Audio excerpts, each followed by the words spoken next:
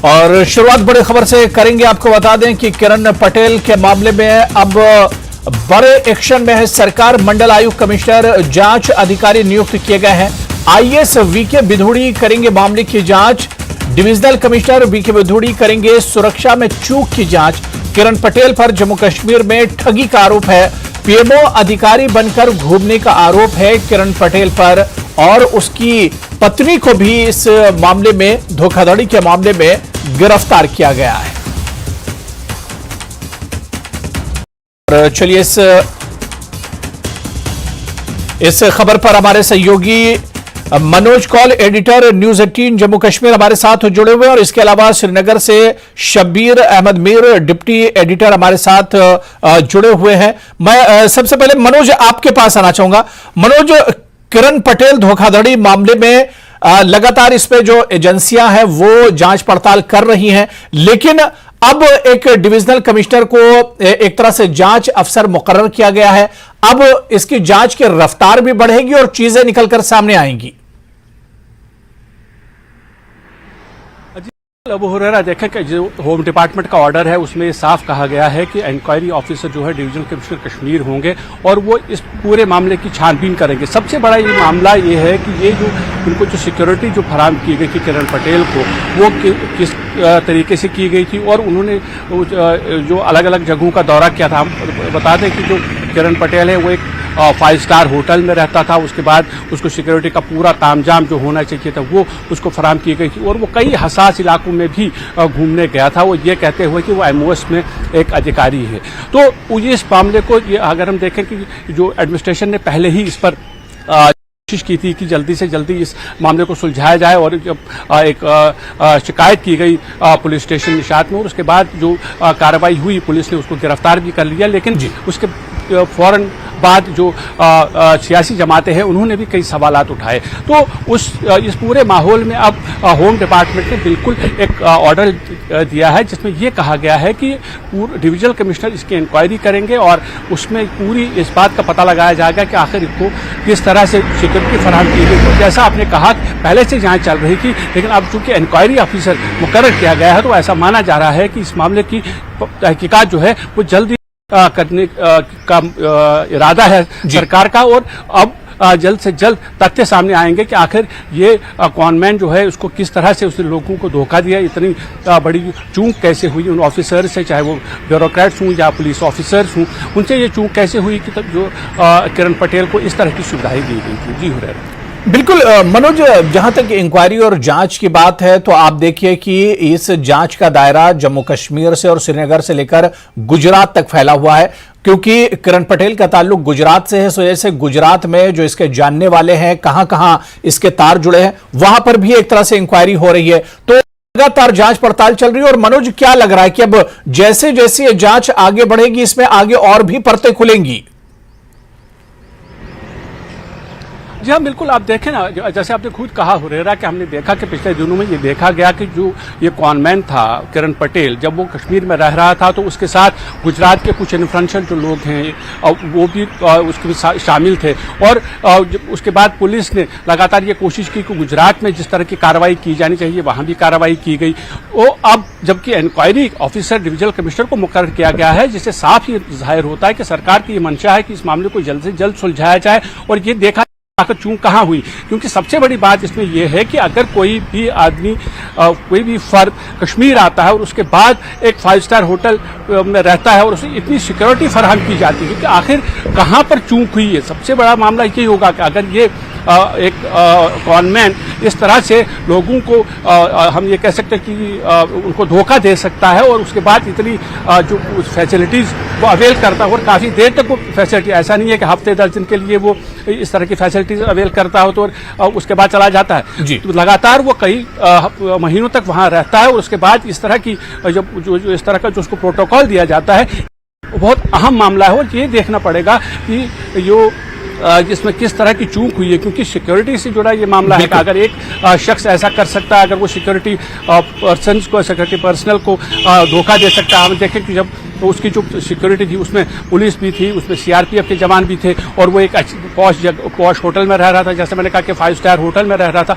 तो उसका मतलब ये है कि कहीं न कहीं एक चूक जरूर हुई है। क्या ये सिर्फ चूक तक महदूद है या फिर इसका कुछ और मतलब है? क्या हम अब ये पुलिस और इंक्वायरी जो बिठाई गई है इंक्वायरी कमेटी, वो ये जांच लगाएगी कि आखिर ये जो कॉनमैन है क्या उसने सिर्फ अपने ऐश-इशरत के लिए या लोगों को धोखा देने के लिए इस तरह का नाटक रचाया या फिर इसके पीछे कुछ और तार जुड़े हैं। वो मामला बहुत ही हम ये कह सकते हैं उसकी प्राथमिकता होगी जो इंक्वायरी कमीशन है, जो इंक्वायरी कमेटी बनाई गई है, जो इंक्वायरी ऑफिसर अब डिवीजनल कमिश्नर को जो मुकर्रर किया गया है, तो वो इन तमाम पहलुओं पर गौर करेगी और ये पता लगाया जाएगा कि आखिर कौन सी ऐसी वजह है कि ये किरण पटेल गुजरात से लेके कश्मीर पहुंचा और उसके बाद उसने न सिर्फ एडमिनिस्ट्रेशन में, सिविल एडमिनिस्ट्रेशन है, बल्कि पुलिस एडमिनिस्ट्रेशन जो हम ये कह सकते हैं पुलिस ऑफिसर जो है उनको भी धोखा दिया और की जो पर्क्स है वो लगातार तब तक लेता रहा जब तक उसके बारे में एक बाकायदा शिकायत नहीं की गई। बिल्कुल बिल्कुल मनोज, जाहिर सी बात है कि अब एक इंक्वायरी ऑफिसर बिठाया गया है तो उससे तमाम जानकारियां एक तरह से निकल कर आएंगी और इस पर मुकम्मल एक जानकारी होगी। और सीधे श्रीनगर का रुख करेंगे, हमारे सहयोगी शब्बीर भी हमारे साथ जुड़ चुके हैं। शब्बीर, कई बार इस इश्यू पर आपसे बातचीत हो चुकी है, अब सवाल यह उठता है कि अब एक इंक्वायरी ऑफिसर बना दिया गया इस पूरे मामले पर, इस इंक्वायरी का दायरा कितना बड़ा होगा और कौन कौन से पहलू होंगे जिन पर इंक्वायरी की जाएगी?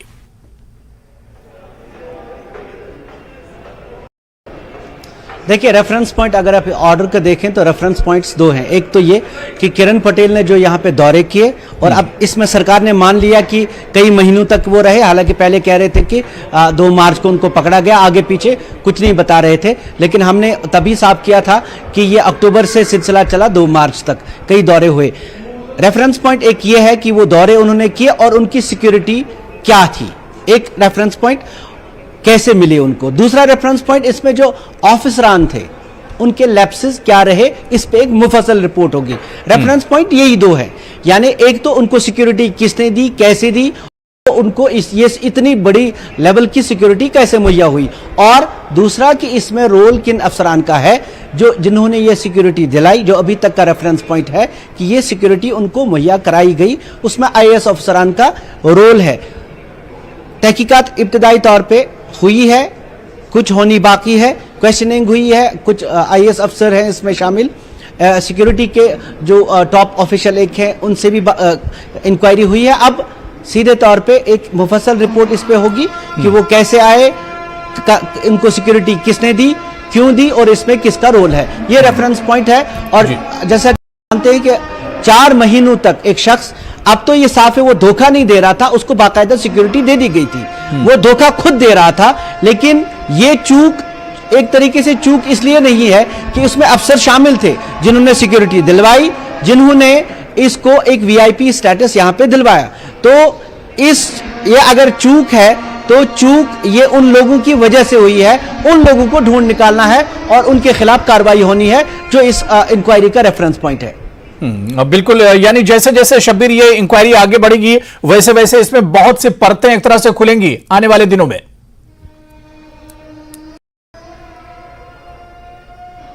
बिल्कुल खुलेंगी, जैसा कि शुरू में ही हम बताते रहे हैं कि 4 लोग इसमें शामिल हैं। गुजरात में भी बड़ी कार्रवाई चल रही है। एक शख्स का जो CM ऑफिस में वहां पे गुजरात में था, उसने इस्तीफा दे दिया। अब यहां जो अफसरान इसमें शामिल बताए जा रहे थे उन पे कार्रवाई क्या होगी वो अब यहां से होनी है, क्योंकि ये एक बहुत बड़ा लैप्स था उस हाल में भी कि जैसे मनोज भी अभी बता रहे थे कि एक ऐसे एरिया में जहां पे G20 की मीटिंग्स होनी है, VIP एरिया है, एक 5 स्टार होटल में है, ये शख्स सेंसिटिव प्लेसेस में गया, बॉर्डर पे पहुंचा, इस क्या ताल्लुक था, बाकी क्या की चीजें थी, हालांकि और गुजरात में इसके खिलाफ इतने सारे केसेस होने के बावजूद भी इस शख्स को ये स्टेटस कैसे मिला। वो जो 2 लोग और गुजरात से इसके साथ आए थे उनमें से एक के वालिद ने तो इस्तीफा दे दिया, उसका क्या करना है। एक शख्स और इसमें राजस्थान का, जिस तरह हमने खुलासा किया था पहले ही दिन कि राजस्थान का एक और शख्स है जिसके खिलाफ जिससे तहकीकात की जा रही थी, उसका क्या होना है, ये एक पुलिस का पहलू। लेकिन ये जो अफसरान इसमें मुलविस पाए जाएंगे यहाँ, जैसे कि मैंने बताया पहले कि आईएएस ऑफिसर भी इसमें एक शामिल है, पुलिस जिन्होंने सिक्योरिटी मुहैया कराई, वो डिपार्टमेंट ऑफ विंग है जे&के पुलिस की, उनसे पूछताछ होगी कि आखिर कैसे हुआ। ये पूरे मामले पे अब हमें लगता है कि पूरी मुफस्सल रिपोर्ट के बाद अब उन पे कार्रवाई होगी। बिल्कुल। मनोज, मैं आपके पास आना चाहूंगा। मनोज, कश्मीर की जब बात होती है तो ऐसे सिक्योरिटी और काफी सेंसिटिव माना जाता है ऐसे सिक्योरिटी के एतबार से, और वहां पर इतना बड़ा लैप्स होना, इतनी बड़ी गलती एक तरह से होना, इसे गलती कहा जाए या वाकई में जिस तरह से शब्बीर कह रहे थे कि इसमें कुछ बड़े नाम भी निकल कर आ सकते हैं जो एक तरह से मुलविस हो सकते हैं, और अब जो इंक्वायरी सेटअप की गई है, जो इंक्वायरी अब इस पर होगी, एक अफसर को बाकायदा तैनात किया गया, इंक्वायरी अफसर बनाया गया है, तो ऐसे में बहुत सी चीजें निकल कर आएंगी और हो सकता है बहुत से चौंकाने वाले नाम निकलकर सामने आए। जी हाँ, बिल्कुल। देखिए, जैसे हम पहले भी बात कर रहे थे कि कश्मीर एक ऐसा इलाका है जो काफ़ी सेंसिटिव है। हर एक शख्स पे, हर एक फर्द पे निगाह रखी जाती है, और अब अगर एक शख्स ये कह के आता है कि वो पीएमओ का है, उसके बाद ये बड़ा सवाल है कि अगर वो पीएमओ का है तो उसे किस तरह से इंक्वायरी की गई, क्या ये पता लगाने की कोशिश नहीं की गई कि वो पीएमओ का बंदा है या नहीं। दूसरी बात, अगर ये कुछ उस तरह का मामला है कि हाँ, उन्हें ये मालूम था, कुछ अफसर, कोई शख्स अगर इसमें ये मुलविस पाया जाता है कि हाँ उनकी जो नॉलेज है उसमें ये था भी कि ये पीएमओ का अफसर नहीं है, तो फिर उसको सिक्योरिटी कैसे फराहम की गई, उसको इतने बड़े होटल में कैसे रुकवाया गया, और जब सिक्योरिटी हो, इतना बड़ा तामझाम हो, जाहिर है कि उसके बाद ही वो उन सेंसिटिव प्लेसेस पे जा सकता है जहां पर आम आदमी की रसाई नहीं होती। तो ये सब चीज़ें ज़रूर हैं, इनको पुलिस खंगालेगी, इनको इंक्वायरी की जो कमेटी है वो खंगालेगी, वो ये देखेगी कि आखिर किस तरह से ये मामला सामने आया है, और अगर इस तरह का सेंसिटिव इशू है, एक इस तरह के सेंसिटिव इलाके में ऐसी जाती है, या अगर ये जानबूझकर किया गया है, तो दोनों चीज़ों को ये देखा जाएगा। और जैसा आपने बिल्कुल सही कहा कि कुछ चौंकाने वाले नतीजे भी सामने आ सकते हैं, कुछ चौंकाने वाली खबरें भी सामने आ सकती हैं। बिल्कुल शब्बीर, जिस तरह से गुजरात में भी इस पूरे मामले के रोशनी में आने के बाद गुजरात में भी कार्रवाई हो रही है, श्रीनगर से गुजरात तक पूरा ये मामला एक तरह से फैला हुआ है, तो ऐसे में अब ये बिल्कुल जाहिर करता है कि इसके तार जो हैं गुजरात से तो जुड़े हुए हैं, क्योंकि किरण पटेल का ताल्लुक खुद गुजरात से है, तो ऐसे में जो इंक्वायरी का दायरा है वो श्रीनगर से गुजरात तक एक तरह से जाएगा जब इंक्वायरी होगी।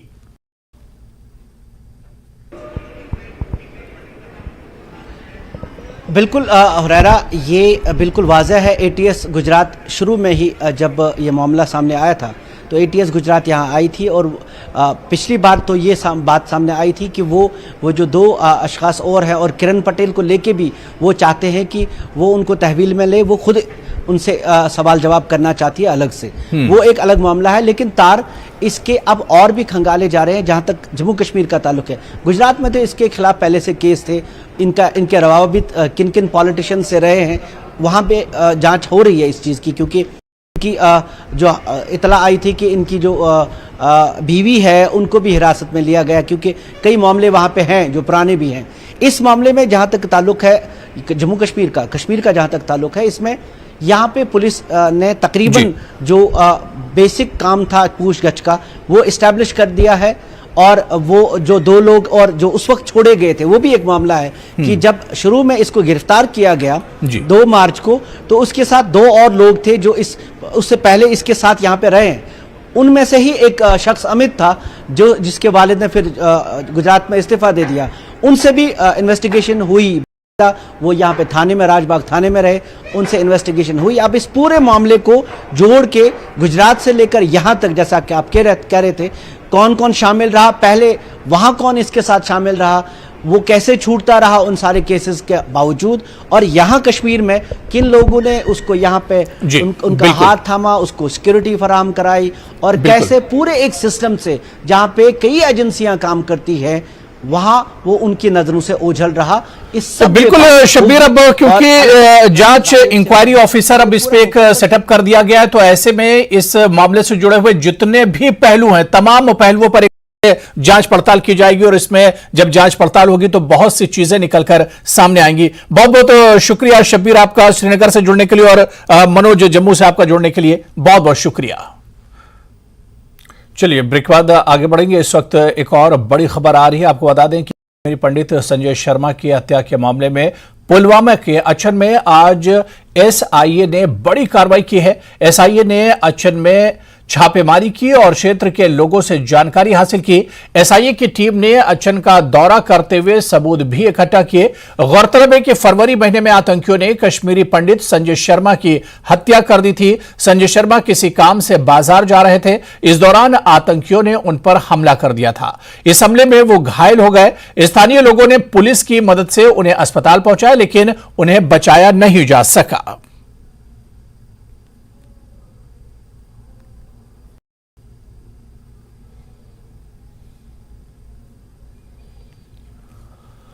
और चलिए इसी खबर पर हमारे सहयोगी बिलाल खान हमारे साथ जुड़े हुए हैं। बिलाल, आज जिस तरह से एसआईए ने छापेमारी की है और कश्मीरी पंडित संजय शर्मा की जिस तरह से हत्या की गई थी, किस तरह की जानकारी निकल कर सामने आ रही है? एसआईए की इस छापेमारी में किन किन लोगों से पूछताछ की गई इस मामले में? देखिए हुरेरा, आज हमने देखा कि जो अचन का इलाका है, पूरे इलाके में है जो एसआईए की टीम जो है, खुसूसी टीम जो पहुंची, तो उसके बाद जो डीएसपी जो है उनका जो उसकी सरबराही में ये टीम यहाँ पहुंची और तहकीकात जो चल रही है, पहले जाए वारदात पर वो पहुंची टीम और वहां से देखा गया कि आखिरकार जो जिसने हलाकत की है, ये जो कि इस मिलिटेंट था, वो कहां से आया और किस तरीके से उसने ये कत्ल की वारदात जो है अंजाम दी है, वो देखा गया है। उसके बाद जो इर्द गिर्द के आस पड़ोस के लोग हैं उनसे पूछताछ की जा रही है और ये जो तहकीकात है ये एसआईए ने अब अपने तहवील में ली है। अगरचे इसमें जो उसके बाद ही संजय कुमार की हलाकत के बाद ही जो इसमें मुलव्वस था मिलिटेंट, वो मारा गया, लेकिन अब ये देखा जा रहा है जो मिलिटेंटों के आयानतकार जो OGWs जो कहा जाता है, जो इसमें मुलव्वस है, उनकी जो है अब इसमें छानबीन चल रही है। क्योंकि यही कहा जा रहा है कि पुलिस भी यही कह रही थी पहले कि जो OGWs के बगैर ये काम अंजाम नहीं दिया जा सकता था मिलिटेंटों की जानिब से।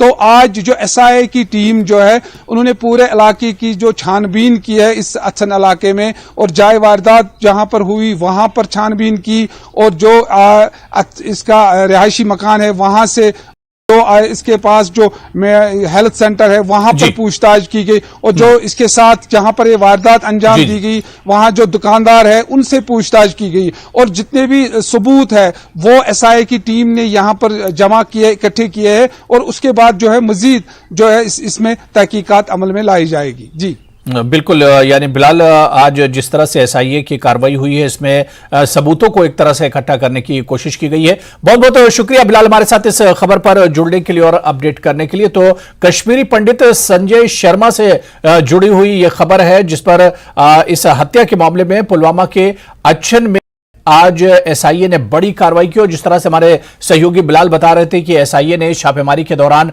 वहां के लोकल लोगों से भी बातचीत की और इसके अलावा तमाम सबूत जुटाने की कोशिश भी की गई है। चलिए आगे बढ़ेंगे। हिमाचल प्रदेश में धर्मशाला में हुई ग्लोबल इन्वेस्टर मीट का मुद्दा कांग्रेस विधायक सुधीर शर्मा का सदन में सवाल। उद्योग मंत्री ने बताया कि कुल 901 निवेश समझौते किए गए हैं, इनमें से 553 धरातल पर उतरे हैं। 228 उद्योगियों से 9,366 लोगों को रोजगार मिला है।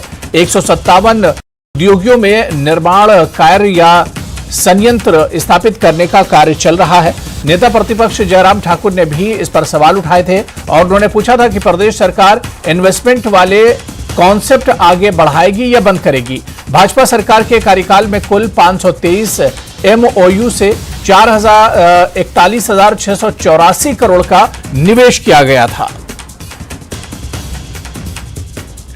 और चलिए इसी खबर पर हमारे सहयोगी राजेंद्र हमारे साथ शिमला से जुड़े हुए हैं। राजेंद्र, आज सदन में ग्लोबल इन्वेस्टर जो मीट है इस मुद्दे पर भी चर्चा हुई और इस पर भी विपक्ष ने कई तरह के सवाल उठाए।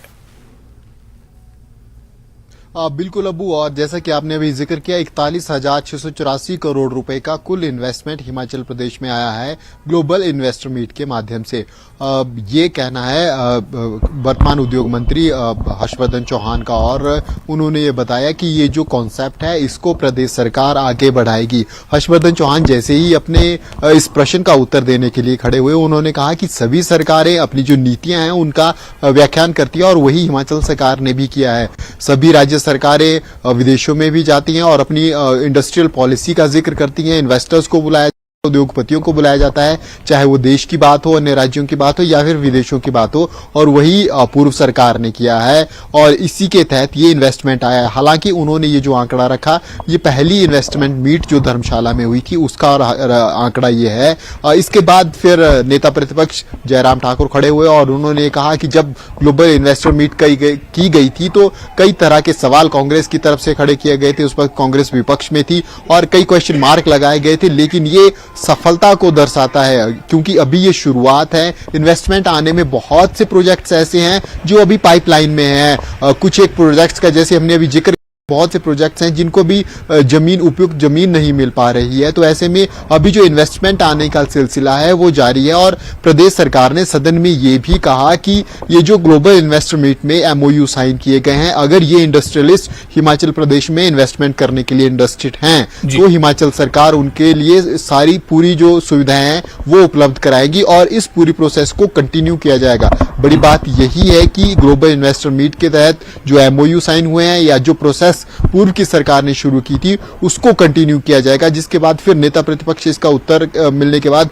संतुष्ट हो गए। कुल मिलाकर हम कह सकते हैं कि हिमाचल प्रदेश में प्राइवेट जो इन्वेस्टमेंट है वो बढ़ रही है, वो धीरे धीरे आ रही है। उसमें पूर्व सरकार की ग्लोबल इन्वेस्टर मीट का योगदान भी है और वर्तमान सरकार भी पॉलिसी को रिव्यू करने की कोशिश की जा रही है लगातार, क्योंकि हिमाचल प्रदेश में धारा 118 है, नॉन एग्रीकल्चरिस्ट यहाँ पर जमीन नहीं खरीद सकते हैं। ऐसे में जो इंडस्ट्रियलिस्टों को इन्वेस्टमेंट के लिए, उद्योग लगाने के लिए जमीन की जरूरत होती है, लैंड बैंक की जरूरत होती है, ये बड़ा इशू हिमाचल प्रदेश में रहता है। इसके अलावा FC और FRA की क्लियरेंस भी काफी जगह लेनी पड़ती है उद्योग लगाने के लिए, तो वो भी एक बड़ा इशू रहता है और उसी के समाधान के लिए सरकारें समय समय पर काम करती है और वर्तमान सरकार इशू पर लगी हुई है और तो इसीलिए सिंगल विंडो सिस्टम को खत्म बिल्कुल हिमाचल में प्राइवेट इन्वेस्टमेंट को एक तरह से बढ़ावा दिया जा रहा है और इसी पर आज सदन में एक तरह से चर्चा भी हुई और सदन में अपोजिशन ने सरकार से इस पर सवाल भी किए। बहुत बहुत शुक्रिया राजेंद्र हमारे साथ इस खबर पर जुड़ने के लिए और अपडेट करने के लिए। तो आइए सीधे इस वक्त आपको राइजिंग इंडिया प्रोग्राम में लिए चलते हैं। ऑलरेडी हमने लॉन्च किया है, अभी हम स्क्रैपिंग पॉलिसी ला रहे हैं। 15 साल के बाद जो गाड़ियां हैं, गवर्नमेंट ने निर्णय किया कि हम इसको बिल्कुल स्क्रैप करेंगे और प्राइवेट में भी आज जो नई 10 गाड़ियां जितना पोल्यूशन करती है वो 15 साल पुरानी एक ट्रक पोल्यूशन करती है। और पोल्यूशन हमारे लिए बहुत बड़ी समस्या है, एयर पोल्यूशन। तो मुझे लगता है कि लोगों का भी अब धीरे धीरे अवेयरनेस बढ़ रहा है और लोग भी हमको सहयोग कर रहे हैं और लोगों के सहयोग से निश्चित रूप से हमने जो उद्दिष्ट तय किया है हम वो पूरा कर सकेंगे। पोल्यूशन की आपने बात की, आप बार बार कहते हैं पेट्रोल डीजल में खत्म कर दूंगा, पेट्रोल डीजल की गाड़ियां खत्म हो जाएंगी? अभी आपके पीछे में चल रहा है, हम लोग ये जो मैंने रोड बताया पानीपत के बाद, वहां से एक इलेक्ट्रिक हाईवे बना रहे हैं जो केबल होगी जैसे रेलवे की होती ना, और डायरेक्ट जयपुर तक ले जाएंगे। और ट्रॉली बस होती है, 2 बसेस जोड़कर, बिजनेस क्लास अच्छी क्वालिटी की, उसका टिकट रेट डीजल बस से 30% कम होगा और कंफर्ट से लोग जा पाएंगे।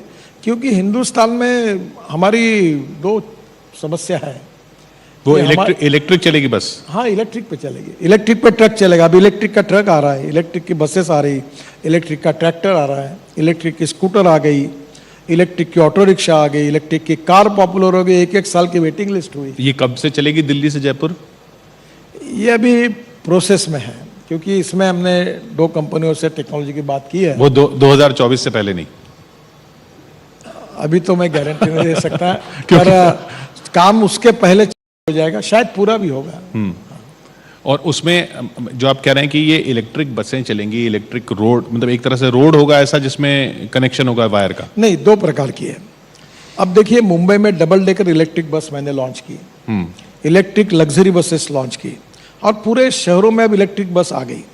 हमारे देश में 1.5 लाख बसेस हैं और अगर हम पब्लिक ट्रांसपोर्ट अगर कंफर्ट्स मिलेंगे, स्पीड अच्छी होगी, एसी होगा, बिजनेस क्लास जैसी सीटें होगी, तो हमारी ये 1.5 लाख की संख्या 10 लाख तक जा सकती है।